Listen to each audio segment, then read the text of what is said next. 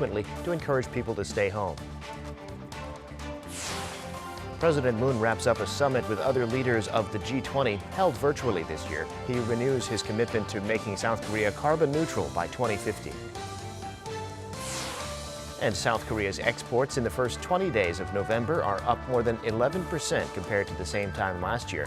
The biggest increases in phones and memory chips.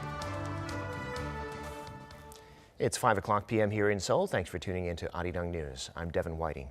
South Korea today reported fewer than 300 new cases of COVID-19 for the first time in almost a week. The country is fighting off a third wave of the virus, but this time the cases are not concentrated in any one place or among a specific group, which means they could be harder to stop. Also, until the end of the year, the city of Seoul says bus and subway services will be reduced to 80% of normal levels after 10 p.m. And there'll be a ban on public rallies of more than 10 people. Jang Tae-hyun reports. South Korea reported 271 additional cases of COVID-19 on Monday. It's the first time in 6 days for the number to be below 300. But it suggested the dip might be partly due to fewer people getting tested during weekends. Of the new cases, 255 were locally transmitted, 16 from overseas. Of them, there were 206 cases in the Greater Seoul area, including infections at schools, private education institutes, small gatherings, religious facilities, and hospitals. With 4 additional fatalities, South Korea's COVID-19 death toll stands at 509. The nation's overall caseload, including those who have recovered, is now slightly over 31,000. The South Korean government says the tide of new cases in the capital is the third wave of the virus. The situation is quite severe now. Compared to the infections related to Shincheonji Church in February and March and the Gwanghwamun Square rally in August, this third wave is not from a certain group. It's popping up in numerous places. The health minister added that due to the cold weather, the virus will be more active and people will spend more time indoors, which will lead to more infections. To prevent the outbreak worsening, the public is urged to follow the government's prevention guidelines, like wearing face masks, avoiding multi-purpose facilities, and getting tested when symptoms arise. Jang Tae-hyun, Arirang News.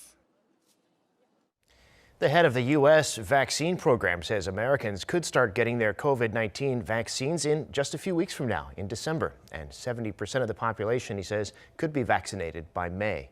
Lee Sung-jae reports. According to White House vaccine chief Dr. Moncef Slaoui on Sunday, the first Americans could receive a COVID-19 vaccine as soon as December 11th. Speaking to CNN, Slaoui says Pfizer had submitted an application to the U.S. FDA for emergency use authorization for the COVID-19 vaccine on Friday, and with the FDA Vaccine Advisory Committee slated to meet on December 10th, the vaccine could be rolled out the next day if given approval. However, experts say there won't be enough vaccine for everyone, as the highest priority groups, including healthcare workers, the elderly, and people with underlying medical conditions, will get the vaccine first. The White House vaccine chief predicts that a wider distribution of vaccines could be available by the middle of next year. Currently, vaccine trials by Pfizer have been done on 12 to 14-year-olds, though it's unknown when the FDA would approve the vaccine for children. However, Slaoui says the government is planning to run clinical trials in younger children and then toddlers and infants on an expedited basis in the coming months, expecting by May 2021 that toddlers 4 or 5 years old and down to 12 months old could receive vaccines. Slaoui also predicts that the U.S. might reach herd immunity from the virus by May next year. According to a timeline laid out by Slaoui, Operation Warp Speed could distribute 20 million immunizations a month starting in December, meaning with 70 to 95 efficacy on the virus vaccines, that full herd immunity could be reached by the given time. While the world awaits the first COVID-19 vaccine, the U.S. FDA has issued an emergency use authorization of 2 monoclonal antibody treatments for mild cases of COVID-19. Both are manufactured by Regeneron Pharmaceuticals and known to have been used on President Trump when he was infected. Monoclonal antibodies are laboratory-made proteins that mimic the immune system's ability to fight off harmful pathogens such as COVID-19. 이승재, Arirang News. The leaders of the world's 20 largest economies have wrapped up their two-day virtual summit. There, President Moon Jae-in reiterated South Korea's aim of going carbon neutral by 2050. A joint communique adopted at the end, the leaders reaffirmed their commitment to reducing emissions, to ensure universal access to COVID-19 vaccines, and to finding ways to enable essential cross-border exchanges. Kim Min-ji reports. In a speech, the G20 Leaders Summit, President Moon Jae-in reaffirmed South Korea's commitment to achieving carbon neutrality by 2050. According to the Blue House, Moon said Seoul will keep pace with the international community in working toward that goal, and he introduced the country's efforts so far. President Moon said that South Korea plans to draw up a long-term strategy for carbon neutrality and renew its 2030 nationally determined contribution goal and submit it to the UN by the end of the year. To achieve this goal, the president said South Korea should shift its energy policy and put more weight on the green economy, introducing the government's Green New Deal initiative.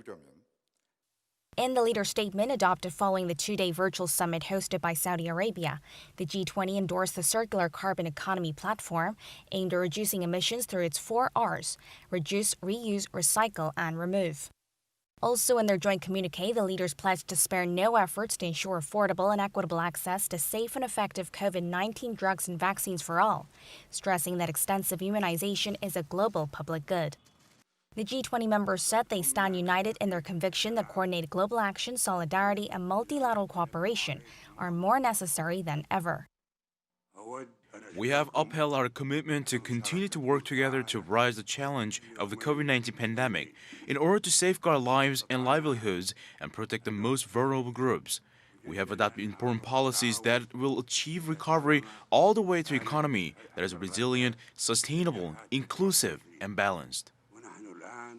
The leaders also agreed that supporting a multilateral trading system is important to realizing the goal of a free, fair, inclusive, and stable environment for trade and investment. To that end, the G20 members said they are committed to ensuring that global transportation routes and supply chains remain open and that they will continue to explore concrete ways to facilitate the movement of people in a way that it does not impede efforts to protect public health. This was first proposed by President Moon during the G20 Extraordinary Summit in March. Seoul's top office said that the G20 meeting was an opportunity for South Korea to expand its leadership role as a responsible middle power with experience in tackling COVID-19 and for the country to position itself as a global pace-setter. Kim Min-ji, Arirang News.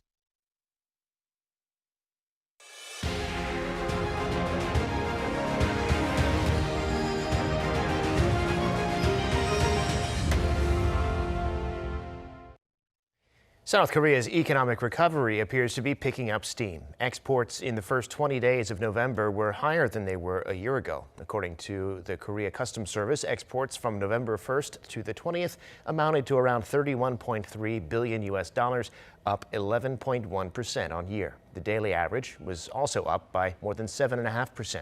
Especially strong were shipments of mobile phones and memory chips. And by destination, the biggest increases were to the U.S., China, and the EU. South Korean shipbuilder Samsung Heavy Industries has won its largest ever shipbuilding order.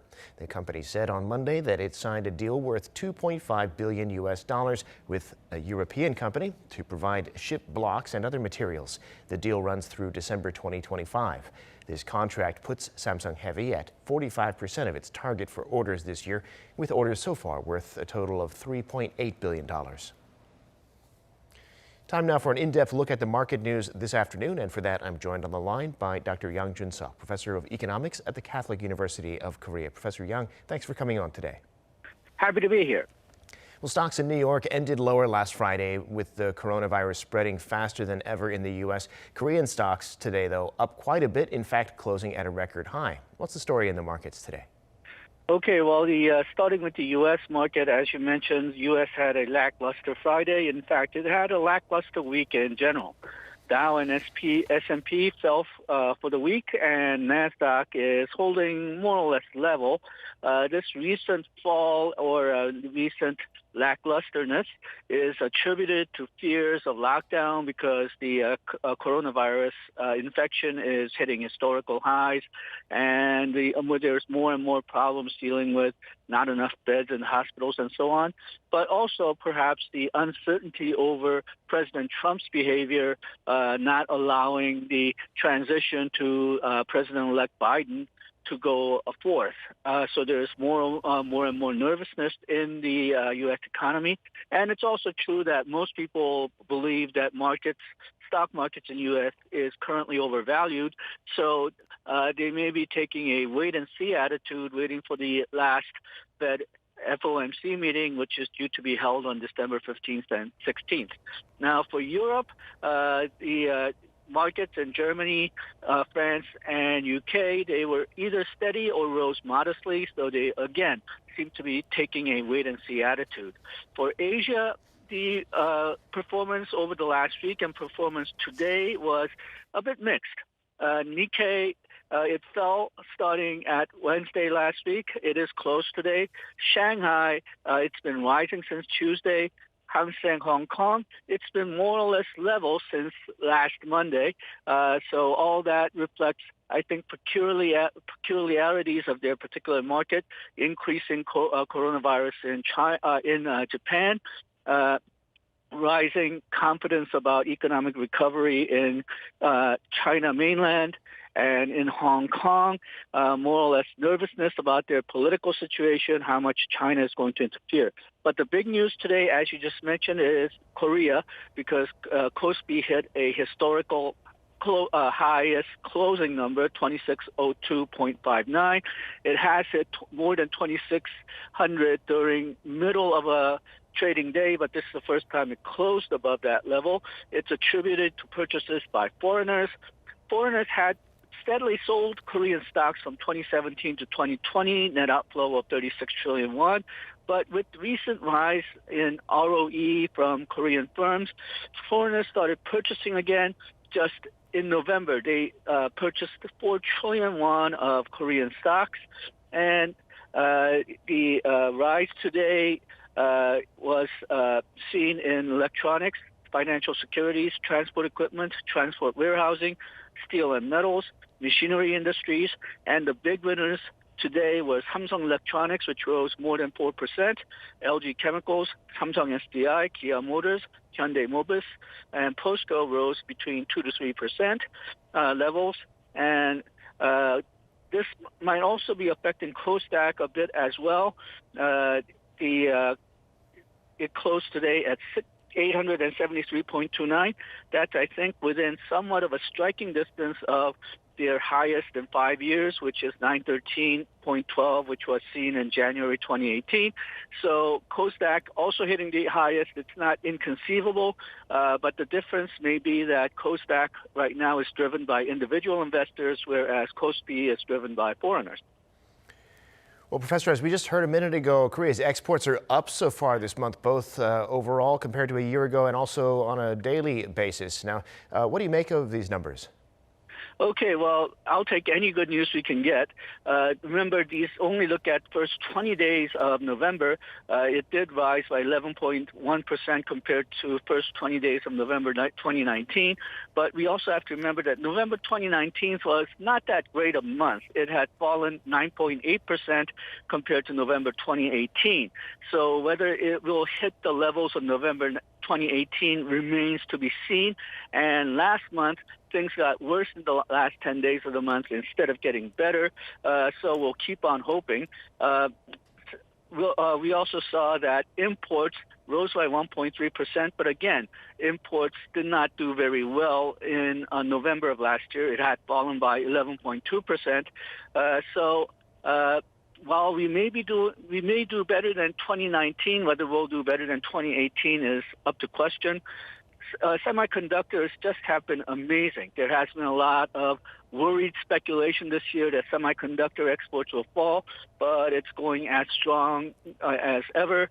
It rose by 21.9%, but perhaps even better news is that two major items which had been worrisome in the first half of the year, automobiles and wireless communications equipment, are making a strong comeback in the latter half of the year. Both items rose more by 10% in first 20 days of November. The Korean exports did well in China, U.S., and EU, partially because they seem to be on economic recovery, though U.S. and EU, not necessarily coronavirus recovery. But still, our exports rose to those regions, and our exports to Japan, Middle East, and Australia fell. Well, Professor, we're almost out of time. What's on your radar in the days ahead? Okay, well, the biggest thing is the Bank of Korea Monetary Policy Committee meeting. This will be the last for 2020, and it will be on Wednesday and Thursday. Also, the Fed MOMC meeting, the U.S. Fed and the European Central Bank Monetary Committee minutes will come out. So we'll see how those Monetary Committee members feel about the global economy and U.S. and EU economy in the last weeks of the year and beginnings of next year. All right, Professor Young, thanks so much for coming on today. We appreciate your insights. Thank you. Foreign invested companies in South Korea are holding a 5-day virtual job fair starting today. Hosted by the Ministry of Trade, Industry and Energy, 105 companies are taking part, including 15 companies on the Fortune Global 500, such as DHL Korea and BMW Korea. The ministry says it's expecting some 10,000 job seekers to take part, and the companies are planning to hire around 800 people. Many companies will be doing the entire recruitment process, from applications to final interviews, online with no in-person contact.